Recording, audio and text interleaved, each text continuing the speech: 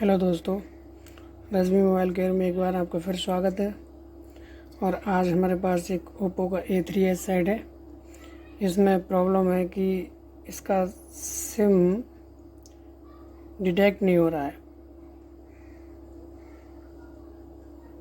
Customer का कहना है कि इसमें सिम डालना है। सिम किसी और मिस्त्री ने, उसे टेक्नीशियन ने बताया था कि इसमें नेटवर्क की प्रॉब्लम है, मगर जब हमें उन्होंने दिया है तो हमने इसे ऐसे चेक किया तो पता लगा कि इसमें सिम नहीं आ रहा है। तो इसका सिम डिटेक्ट ही नहीं हो रहा है। एक बार इसमें देखते हैं कि इसमें सिम है या नहीं।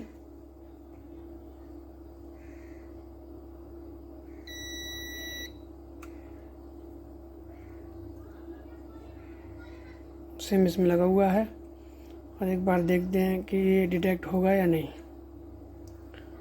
तो सिम है या नहीं है इसको कोई फ़र्क नहीं पड़ रहा है। आप देख सकते हैं कि इसमें जो क्रॉस का निशान आ रहा है कि इसको सिम डिटेक्ट ही नहीं कर रहा है। तो ये सिम डिटेक्ट होती कैसे है और क्या इसका प्रोसीजर होता है, उसको एक छोटे से स्कीमेटिक के थ्रू हम समझेंगे और फिर उसको फॉलो करते हुए इसे बनाने की कोशिश करेंगे। देखते हैं कि ये सेट हमसे बनता है या नहीं।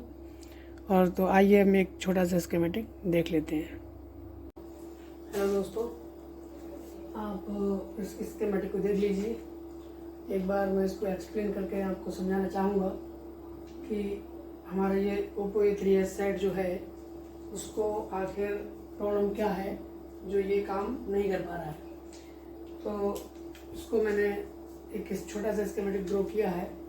स्कीमेटिक ड्रॉ करने के बाद मैं आपको ये समझाना चाहूँगा कि ये detector Oppo A3s SIM detector switch, काफ़ी पर्सन इस स्विच को ध्यान ना देते हुए काम करते हैं टेक्नीशियन।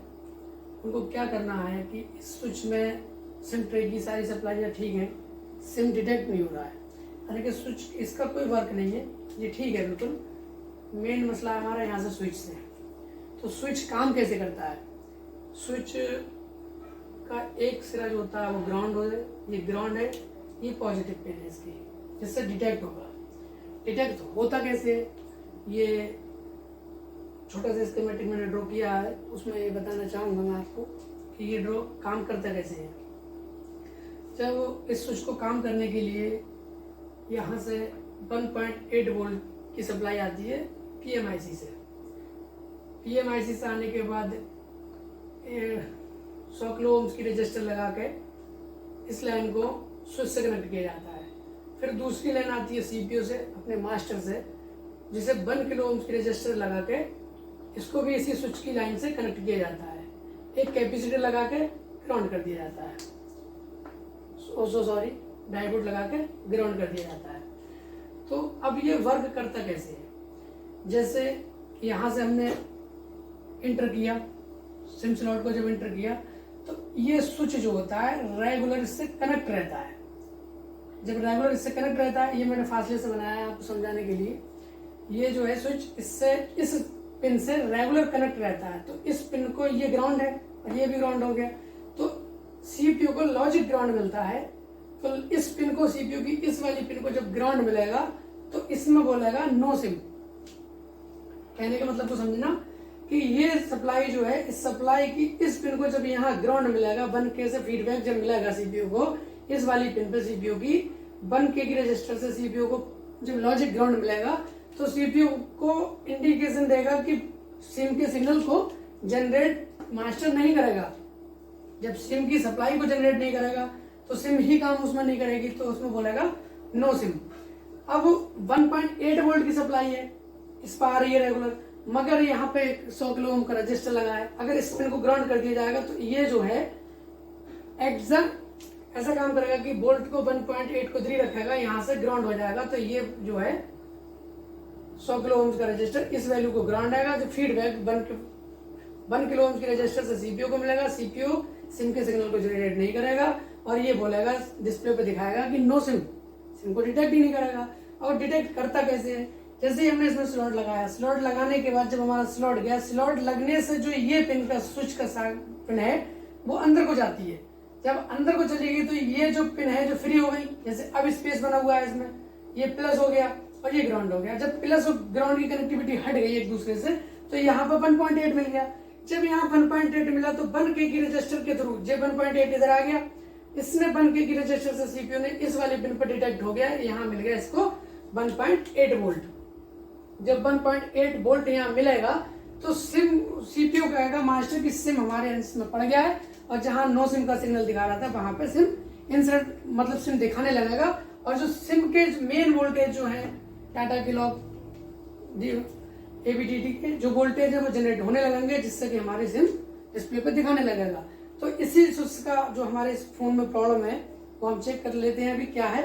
वो इसी स्विच से लेके प्रॉब्लम है, कोई स्विच का क्या है, क्या दिक्कत आई है, क्या कोई डायोड शॉर्ट है, या कोई वोल्टेज का इशू है, या रेगुलर ग्राउंड हो गया है, क्या हुआ है, इसको अभी हम फोन में उसको देख लेंगे। फिलहाल जो मैं कहने का मतलब जो था स्विच काम कैसे करता है उसके बारे में मैंने आपको समझाया था कि पीएम से जब 1.8 वोल्ट की सप्लाई यहाँ आएगी और ये ग्राउंड की कनेक्टिविटी प्लस से हट जाएगी तो यहाँ सिम को डिटेक्ट दिखाता रहेगा।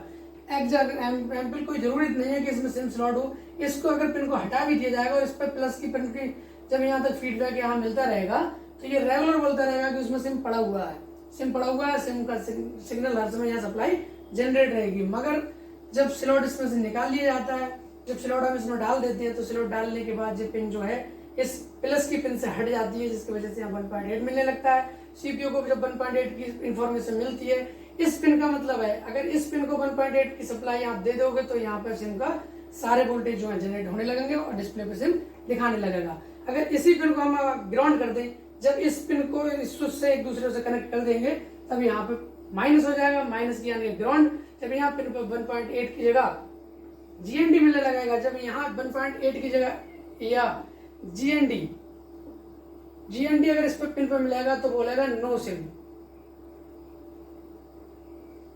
No SIM, no SIM. और अगर यहाँ 1.8 मिलता है तो बोलेगा सिम है।